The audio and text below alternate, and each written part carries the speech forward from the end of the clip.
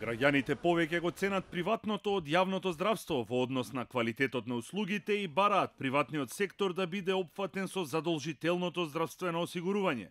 Половина од испитаниците сметале дека достапноста на лековите, особено оние од позитивната листа, мора да се подобри, а голем процент од анкетираните граѓани изјавиле дека здравствениот систем нема соодветен одговор за потребните услуги на лицата со ретки болести и посебни потреби. Ова е перцепцијата за македонското јавно здравство од анкетата на топ тема на ваша страна лани во декември. Што се смени во меѓувреме?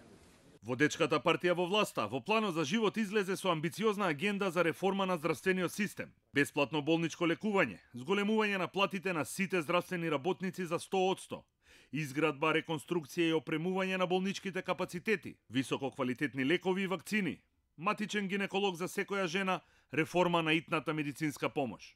Од најавите, малку е остварено. Изградбата на клиничкиот центар повторно е одложена и се уште се бара локација. Реконструкцијата на болниците и опремувањето оди со забавено темпо. Итната помош речиси и да не функционира, а замена за системот мој термин нема.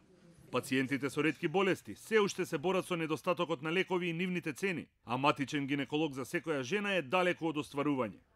За снимање со мамограф се чека со месеци, а само во Скопје во 3 установи овие апарати не работат.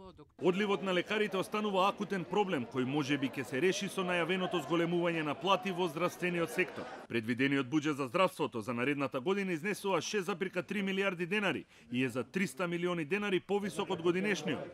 Со зголемувањето на средствата лекарите од јануари идната година ќе добијат за 10% повисоки плати, а медицинските сестри за 5%. За сите останати здравствени работници е предвидено зголемување на платите од 5% од септември идната година.